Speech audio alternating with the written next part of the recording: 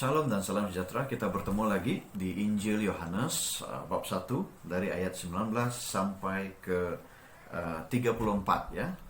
Jadi kita baca dari ayat 19, tajuknya kesaksian Yohanes tentang dirinya sendiri. Jadi ayat 19, dan inilah kesaksian Yohanes ketika orang Yahudi dari Yerusalem mengutus beberapa imam dan orang-orang Lewi kepadanya untuk menanyakan dia, siapakah engkau? Lalu ia mengaku dan tidak berdusta. Katanya, aku bukan Mesias. Lalu mereka bertanya kepadanya, kalau begitu siapakah engkau? Elia? Dan ia menjawab, bukan. Engkau nabi yang akan datang? Dan ia menjawab, bukan juga.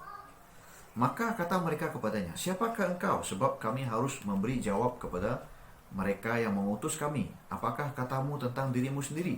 Jawabnya, akulah suara orang yang berseru-seru di padang gurun, luruskanlah jalan Tuhan, seperti yang telah dikatakan Nabi Yesaya.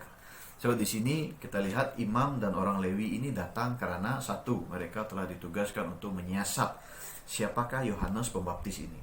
Itu yang pertama. Yang kedua, mereka ingin tahu di mana kelayakan Yohanes untuk bergelar seorang nabi. Oke. Dan yang ketiga adalah ternyata ada pihak yang cemburu melihat pelayanan Yohanes itu yang semakin populer. Yang semakin populer. Walaupun begitu, kita lihat efek firman Tuhan dalam hidup kita. Kalau kita hidup berlandaskan firman, kita percaya janjinya, kita klaim janjinya, ya pasti terjadi. Haleluya. Puji Tuhan. Kalau Tuhan kata, aku datangkan berkat karena engkau taat. Bila engkau taat, kau pasti diberkati. Bila Tuhan kata, aku besertamu, maka engkau harus tahu. Jangan engkau pernah berasa sunyi. Jangan engkau pernah berasa Tuhan tak pernah mendengar engkau. Karena engkau tak kesorangan. Dia sentiasa besertamu. Haleluya.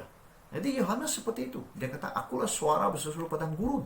Maka dengan itu dia dikuatkan dengan kuasa Tuhan. Supaya nampak bahwa firman ini keluar dari dia adalah benar sekali. Haleluya. Haleluya. Karena memang rahasianya, yaitu Tuhan mau menunjukkan kuasanya melalui kebenaran firman. Jadi kita harus menegakkan firman, yakin bahwa janji-janji Tuhan terhadap kita semua adalah benar. Haleluya. Puji Tuhan. Kita masuk ayat seterusnya 24 hingga 28. Dan di antara orang-orang yang diutus itu ada beberapa orang Farisi. Mereka bertanya kepadanya, mengapakah engkau membaptis jikalau engkau bukan Mesias, bukan Elia, dan bukan nabi yang akan datang? Yohanes menjawab mereka, katanya, aku membaptis dengan air, tetapi di tengah-tengah kamu berdiri dia yang tidak kamu kenal, yaitu dia yang datang kemudian daripadaku, membuka tali kasutnya pun aku tidak layak. Hal itu terjadi di Betania, yang di seberang sungai Yordan, di mana Yohanes membaptis. Oke? Jadi di sini Yohanes merendahkan dirinya. Yohanes kata, even kasutnya pun dia tidak layak untuk buka kasut Yesus. Di sini kita perhatikan kenapa Yohanes ini di Injil Lukas ya, Lukas 7 ayat 28. Yesus kata, tidak ada seorang pun yang lebih besar daripada Yohanes Pembaptis. Tidak ada seorang pun. Kenapa? Karena kamu lihatlah kerendahan hatinya. Kamu lihat kerendahan hatinya. Jadi ternyata Tuhan melihat kita. Tuhan melihat bagaimana kita merendahkan diri di hadapan Dia. Bagaimana kita menyerahkan diri kita agar bukan kita yang pimpin hidup ini. Biarlah Dia yang pimpin, lalu kita tunduk kepada perintahnya dan kita akan diangkat. Karena firman Tuhan mengajar kita bahwa siapa yang merendahkan dirinya akan diangkat. Bukan diangkat diri sendiri, tapi diangkat oleh Tuhan sendiri yang mengangkat kita. Yang mengangkat kita untuk naik bersama Dia. Maksudnya kita tak perlu berusaha untuk jadi populer, glamour dan sebagainya. Yohanes Pembaptis, dia merendahkan diri saja. Tapi orang Farisi, orang Saduki, imam-imam merasa terancam. Sedangkan Yohanes tak lakukan apa-apa pun bagi mereka. Yohanes cuma beritakan tentang Tuhan. Tapi karena kerendahan hatinya, Tuhan menampakkan dia. Sebab manusia yang merendahkan hatinya, ia seperti lampu. Dan bila lampu itu sudah dinyalakan, tidak akan diletak di bawah gantang, tetapi harus diletak di kaki dian untuk menerangi seluruh rumah. Haleluya, puji Tuhan. Ya, jadi inilah yang terjadi. Yesus akan mengangkat siapa yang merendahkan diri di hadapannya. So, kita sambung ayat Yohanes 29. Yohanes menunjuk kepada Yesus. 29, pada keesokan harinya Yohanes melihat Yesus datang kepadanya dan ia berkata, lihatlah anak domba Allah, yang menghapus dosa dunia. Dialah yang kumaksudkan ketika kukatakan. Ketika kukatakan, kemudian daripadaku akan datang seorang yang telah mendahuluiku sebab dia telah ada sebelum aku. Nih. So, kita lihat sungguh pun Yohanes ini populer, dikenali ramai. Tapi dia tidak sombong. Malah dia meninggikan Yesus. Bayangkan saudara, dia sudah mulakan pelayanan sudah berkembang, tapi dia tahu keinginan Tuhan. Dia harus direndahkan, Yesus ditinggikan. Pelayanannya sudah berkembang, dia tidak takut hilang. Ahli-ahli tidak takut hilang, jemaat-jemaatnya dia tidak takut. Yang penting jangan dia hilang Tuhan.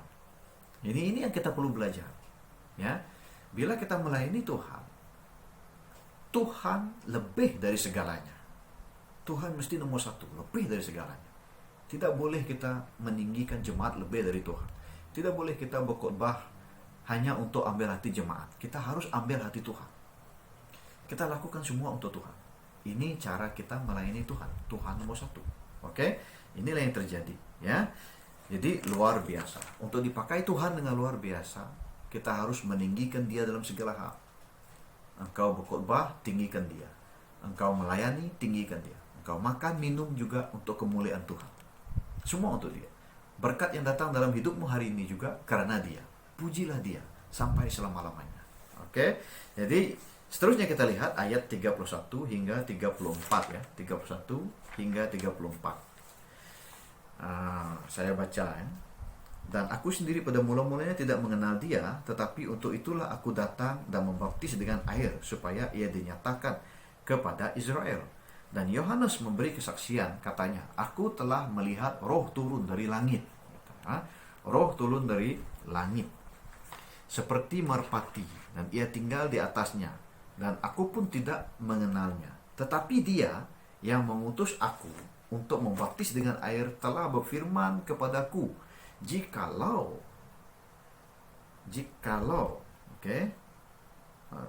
engkau melihat roh itu turun ke atas seseorang dan tinggal di atasnya, dialah itu yang akan membaptis dengan Roh Kudus.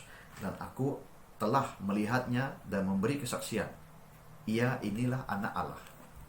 Ternyata bahwa di sini kita lihat ya, Yohanes telah menjadi saksi bahwa Yesus adalah juru selamat. Yesus adalah Tuhan dan juru selamat. Karena dia telah melihat waktu Yesus dibaptis, lalu Roh Kudus datang seperti burung merpati hinggap di atas dia. Lalu nubuat itu terjadi. Apa yang Tuhan telah firmankan kepada Yohanes, Yohanes sudah nampak di depan matanya bahwa Yesus adalah juru selamat. Yesuslah juru selamat.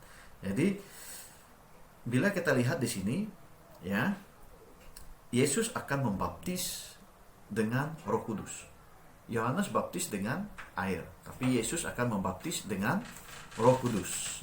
So, kita lihat di sini apabila Yesus membaptis dengan Roh Kudus bermaksud setiap orang yang mengenal Yesus akan dijamah Roh Kudus, bertobat dan darah Yesus kudus dia, lalu menerima Roh Kudus. Nah, Roh Kudus akan berdiam dalam orang itu. Inilah namanya pembaptisan Roh Kudus, di mana seorang manusia biasa menerima Roh Kudus dalam nama Tuhan Yesus, lalu dengan otoriti dalam nama Yesus diangkat sebagai anak Tuhan. Kita diangkat sebagai anak Tuhan. Anak Tuhan yang Maha Esa itu Yesus Kristus. Kita karena otoriti Yesus Kristus diangkat menjadi anak. Haleluya. Praise the Lord. Puji Tuhan. Puji Tuhan. Saya yakin Anda diberkati. Saya yakin Anda mula mencintai firman Tuhan. Saya doakan agar hidupmu diubah selepas ini untuk lebih dalam lagi mengenal siapa Tuhan kita. Jadi saya yakin Anda terus sertai channel Pengertian Alkitab ini. Subscribe lah, dan dapatlah update ya setiap waktu. Selagi mampu, selagi itu kita akan upload seberapa banyak ajaran dari Alkitab ini untuk Anda semua, termasuk saya, belajar firman Tuhan setiap hari. Kita sama-sama belajar dan kita tidak boleh berhenti belajar selagi kita masih hidup. Hidup ini adalah sebagai murid Yesus. Jadi kita tak boleh berhenti belajar. Jadi sampai di sini saya yakin Anda diberkati. Lihat sambungannya di Yohanes 1 ayat seterusnya ya. Murid-murid Yesus yang pertama dari ayat ke-35 sampai ke 51 ya. Next video. Haleluya. Puji Tuhan. Amin.